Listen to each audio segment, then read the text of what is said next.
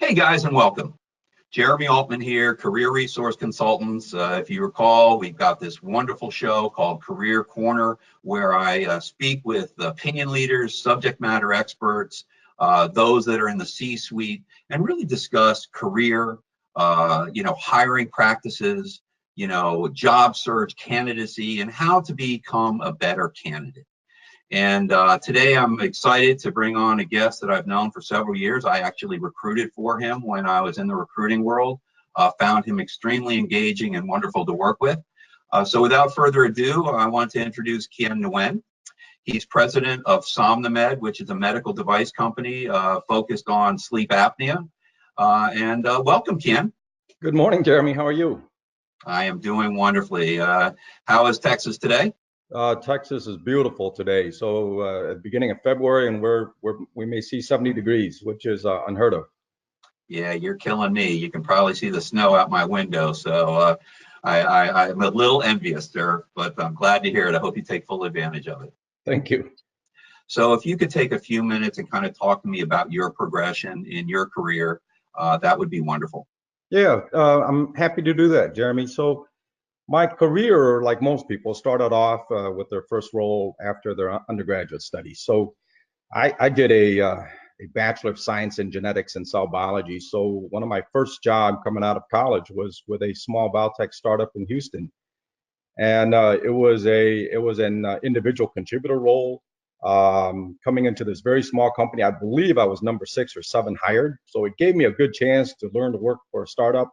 Wow. And then after a few years of working for this company, I went back to school, did a master's in microbiology, and then I went on to do a doctorate in neuroscience. And then I was at a juncture in my life. I could have gone on to become a professor at a university, or I could have joined a company and gone into the industry, and I chose the latter. So I went to join Johnson & Johnson, and over the next 8 years, I had several individual contributor roles across multiple functions.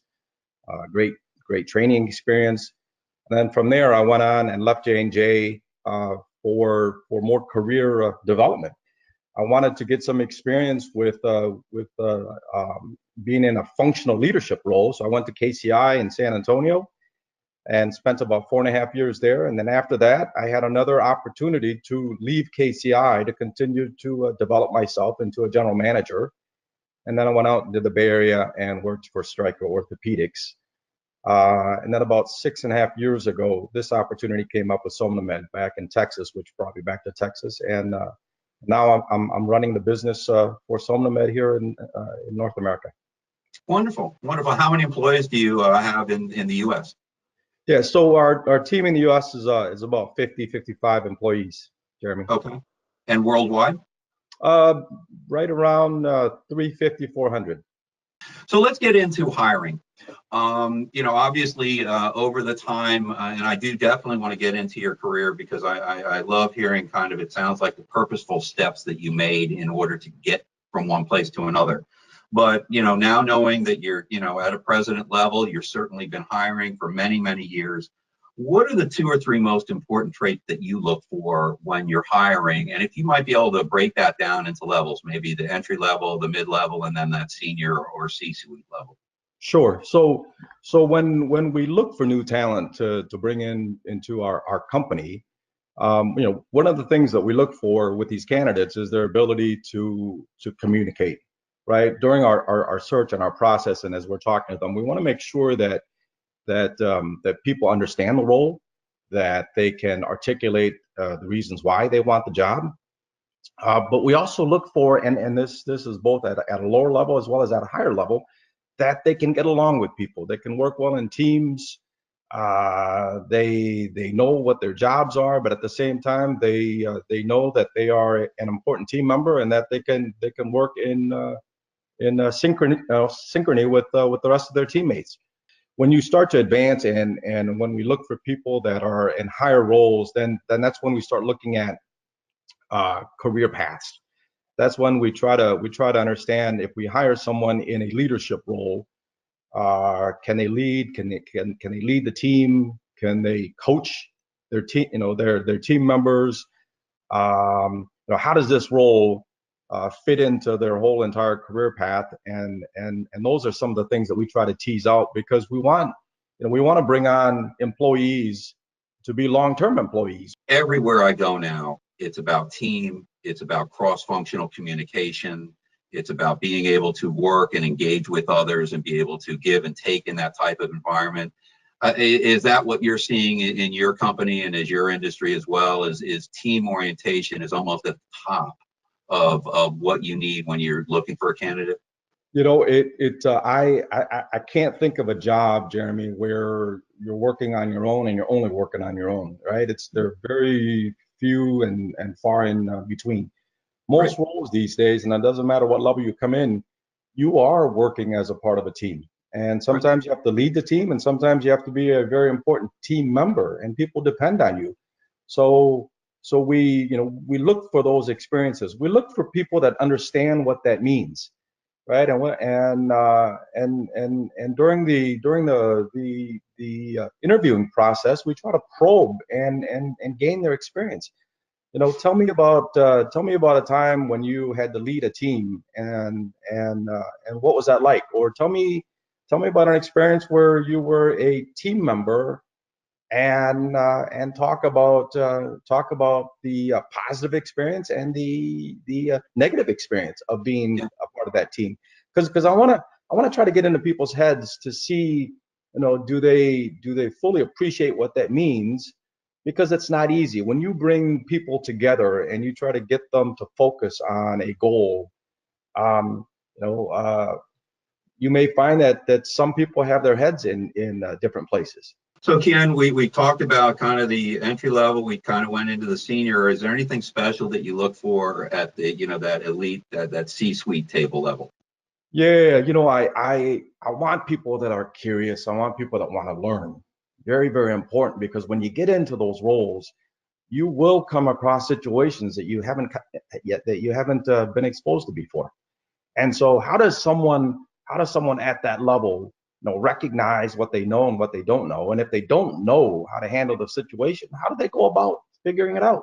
And so I look for folks that are curious, that are learners, that want to go and try new things and take some risk. But at the same time, I want to find people that also recognize that they have their own limitations, that they don't know all the answers, but they are willing to go and seek those answers, because that's when you get to that level, that is a part of your job, right? You have to go and figure it out, and then be able to communicate back to your team and get your team to follow you to do whatever it is that you need done. Right, absolutely. So let me ask you, have your hiring parameters changed over time? Have they evolved to create, let's say, maybe more success in the hiring process?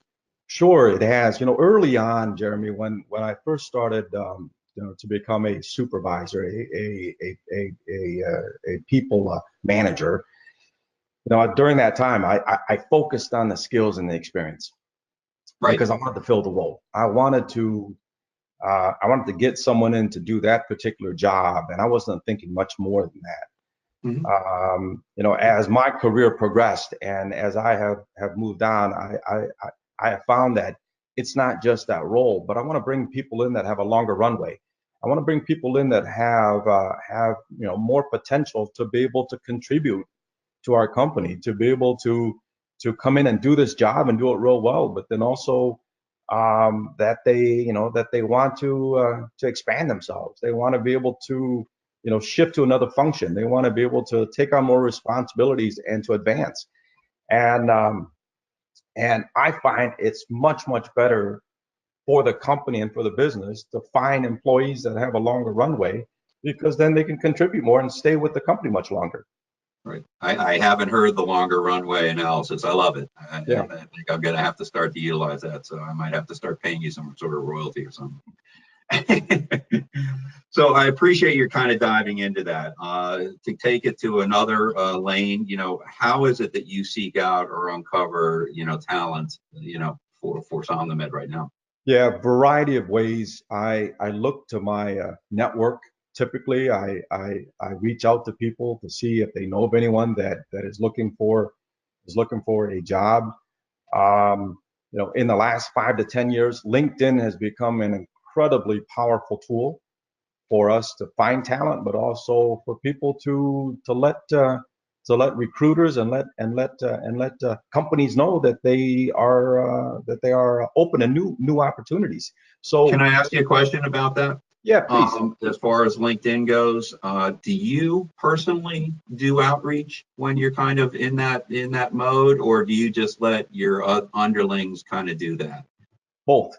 It depends Okay. on the role. If I am looking for someone that is reporting directly into me, then I would go out and look on LinkedIn myself. We also post jobs on LinkedIn, and we Right. found that has helped. And then to some extent we've used LinkedIn recruiting Right. services.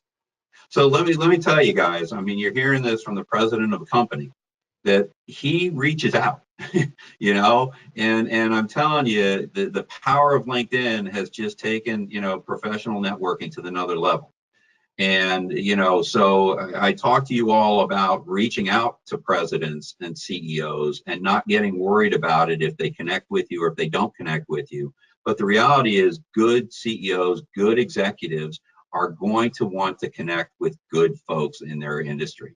So don't be shy about reaching out to them and just putting in a just very benign, request, right? You're not trying to sell yourself over the internet.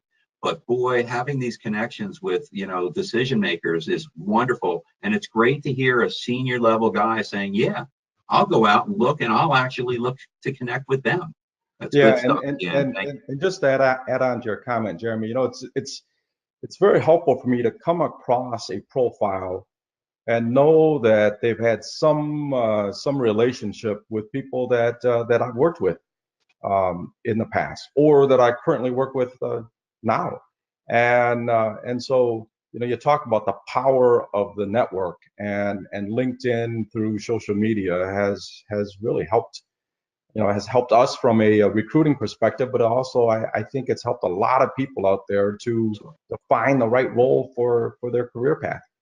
Well, I'll take that a step further then and say, look, as you continue to expand your network, everyone, people on the other side of the screen like Kien are seeing your connections. And that, as he's just telling me, is one of the reasons why he may reach out to you, is because of the connections that you both have in common.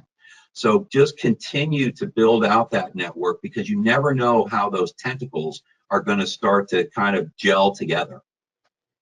Yeah. And then two more sources, Jeremy, is we post on Indeed. We post job ads. And then for certain key roles, we rely on local and national recruiters. We have to, right? Because good people require professional help to find, and it's something that I've recognized throughout my career, and I find that to be very, very important. My approach to helping people to advance their career kind of falls in line with the experience I had much earlier on in my career when I was with Johnson & Johnson. Now, during that time, I was in several individual contributor roles across several functions, and that didn't happen by chance. So early on, when I joined J&J, I had great mentors, great supervisors, strong HR departments that helped me to be able to create a roadmap of my career, right? So it starts off with saying, how far do you want to go with your career? How high of a role? Why? What is it about these jobs 5 years down the line, 10 years down the line that is of interest to you now? And with that, those conversations, we built out a I'll say a longer career path. And when I say longer, it's something that may take 5, 6, 7, 8, 9, 10 years to complete. And I found that to be very, very helpful, because every one of the jobs that I have moved into while I was at J&J, or even beyond my time there, was done with purpose, and because it fit into my career plan, and I could go through and talk about every one of those roles and why, and I hinted toward that in my my introduction. So I find that for people that want to have a long runway, they see they have the drive, they have the motivation, right? They want to be able to lead a large organization or a company one day. I'm happy to sit with them. I'm happy to work it through and try to understand, what skills they have now, what skills they need in the future, what roles they can do that based on the size of our business and the size of our companies, they can move around within the company. And then there are times where they have to leave the company to get more experience, right? And so those are the things that I look to, so that I can help to, I'll say, to customize and tailor the proper career path for that individual. Yeah, I think one thing that you brought up is that, if there's, to use your analogy, no more runway where you're at, to be able to actually recommend these individuals to others, either in other departments or potentially other companies, where they can continue to spread their wings. And I find that very refreshing. I don't think that there's a ton of people that do that. If they feel they've got a great person, they want to hold on to that person and latch on to that person. I was telling you a little while ago, I think it's Stephen Farber who created the Greater Than Yourself thought of process to be able to take these people and actually elevate them above you and be Sure. very happy and proud that you've done that and you've been a part of that. So can you talk to me a little bit about, how you've been able to do that and successfully help other people? Well, let me share with you a personal example first, and then Great. I'll answer your question. So early on in my career, when I first joined Johnson and Johnson, one of the advice that was offered to me early on is Kien, listen, you've got a scientific background. You're coming into Johnson and Johnson to do technology, science, product development. But if you want to be a general manager, there are three things that you need to accomplish. All right, you need to be able to show that you can sell. So you've got to go out and carry the bag and become a sales rep. You have to show that you know how to market. So you need to be a product manager, brand manager. You need to show that you can take a new product, introduce it out into the marketplace, or even take an existing product and grow it from a marketing perspective. And third, because of your science background, you need to have a solid business foundation. So you need to go back to business school and get your MBA. And I took that advice to heart, and it took me literally about 6-7 years to accomplish all those things. But I had the patience to recognize and understand that I'm in the role I'm in. I'm contributing to the company, but I'm always thinking about, well, if I do have these higher aspirations, and that it's still important to me, then I've got to go through, and I have to complete the pieces that is required in order for me to be able to advance. And Well, so, I think two things that you brought up, the way I see it, is patience and vision. yeah, And the way I see it is many people these days just don't have the patience. They want it yesterday, and if they don't get it, tomorrow, then they feel like, they've been pushed down, or they aren't being given their due. And in the same vein, if you don't have the vision of what you're looking for 5-6 years down the road, and then the patience to be able to go after that vision, you're going to have a hard time following that roadmap, that career map yeah, that you were talking about. But guys, he's it. I mean, this is an example that this works.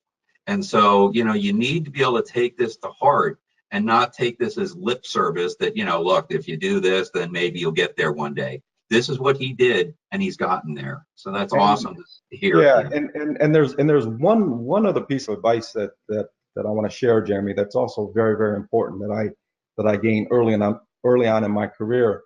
And it was that someone that I respect said to me, Kien, you own your career. You own it.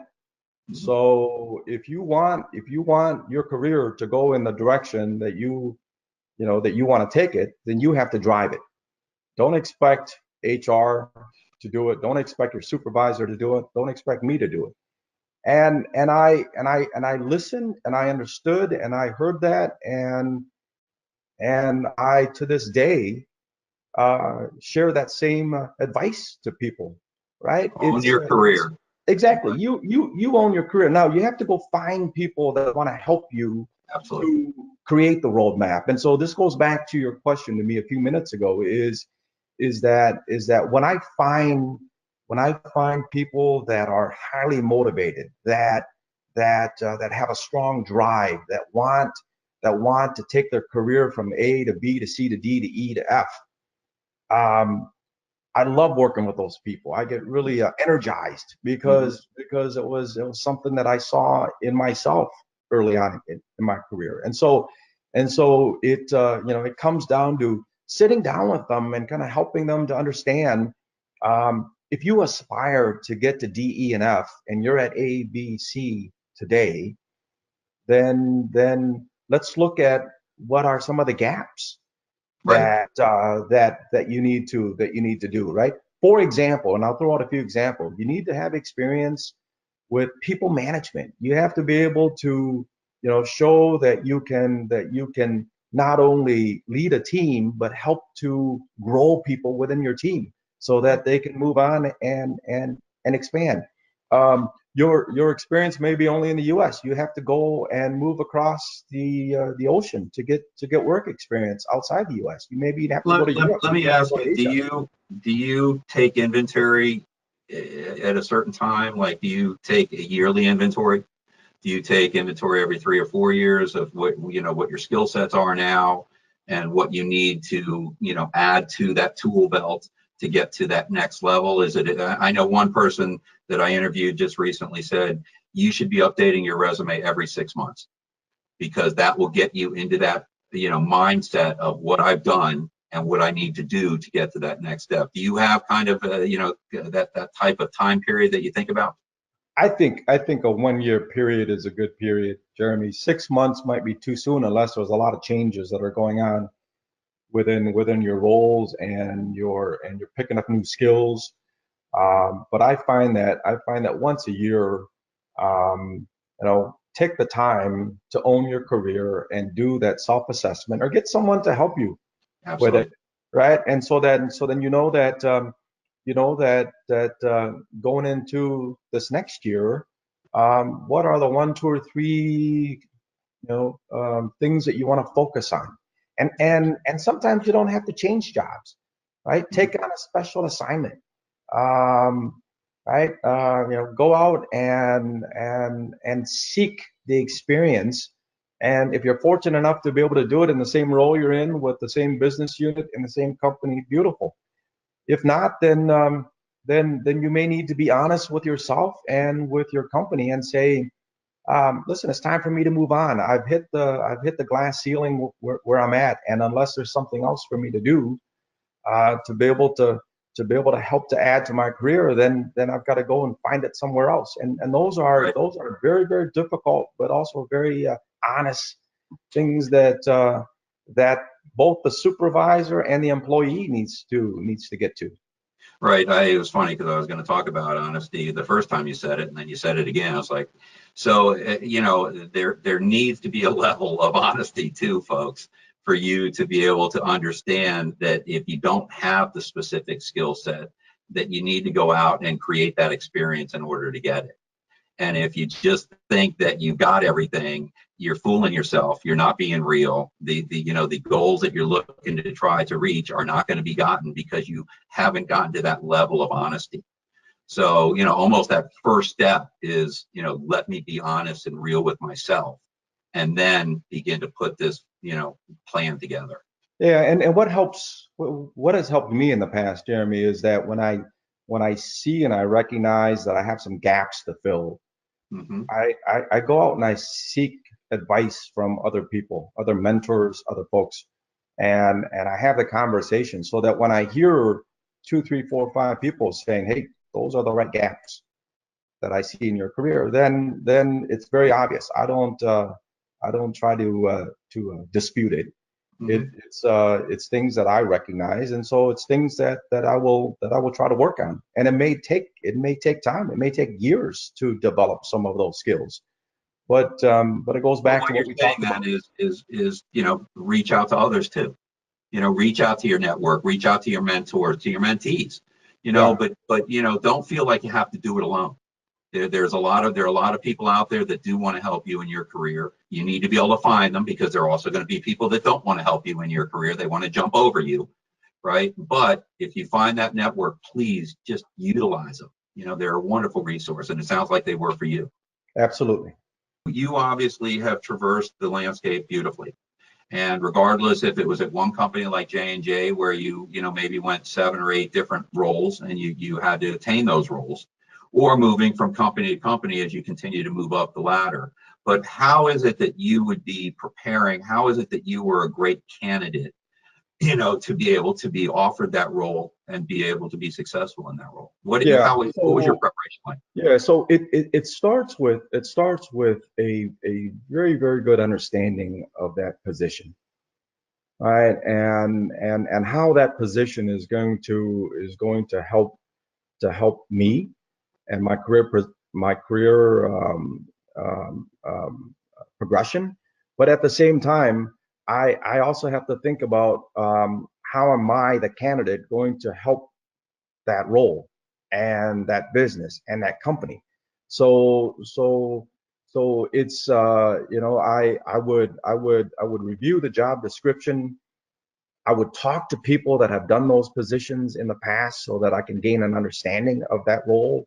I would talk to people. I would go on LinkedIn and find people that have worked for that company, that business unit, right? And have the conversation with them so that I can understand the culture. I can understand the business. Um, I sometimes would even go out and talk to clinicians. If I'm looking at a job and I'm going into a new healthcare area that I'm not familiar with, I would go out and seek out people that work in that space and talk to them about it. That's So great. that way I could get a perspective of, what do these physicians and surgeons think about the products or the procedures or the technology or the company. It's important to hear, he is going the extra mile. And what I see from and hear from Kien is that you're getting almost a 360 viewpoint of this role, as opposed to a two-dimensional, on paper only, what is this role? You're going out and learning more. You're seeking out folks on LinkedIn. You're seeking out vendors. You're seeking out clinicians. But all of that is creating a much, a more broad viewpoint of what you can bring to that conversation, much less that company.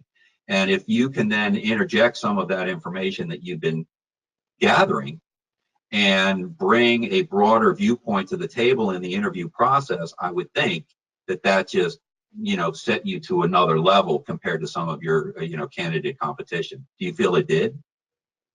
Absolutely, absolutely. Okay. Because then it's more of a conversation and not a job interview.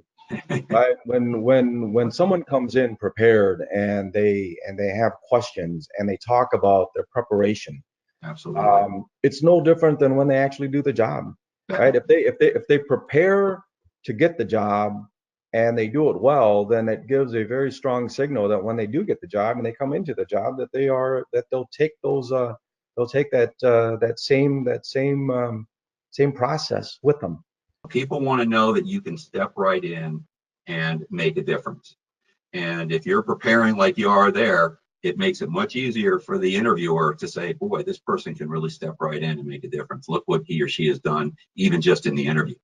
Correct. Once again, guys, I'm speaking with Kien Nguyen, who's president of SomnoMed, a small medical device company that specializes in sleep apnea. A couple last questions. First is what can people learn from your story? One of the most important things for me, for myself, and that I've been told is that I'm coachable. Okay, that I'm willing to listen, I'm willing to learn, I'm willing to take advice, I'm willing to take Right. criticisms. And that's really, really important, is that if you want to grow and advance, then you have to be open to coaching. And that's And at every level, right? You're president and yep, you're still coachable. And that's beautiful to hear because, yep. people would think, well, now I'm president. I don't need to be coachable. I'm a coach. But it sounds like you still embrace that.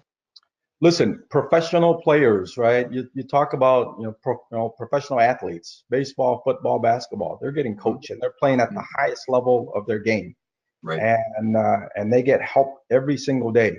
Absolutely. So no difference in the business world, right? We all need help. We all need support, and we all need to recognize that we don't know.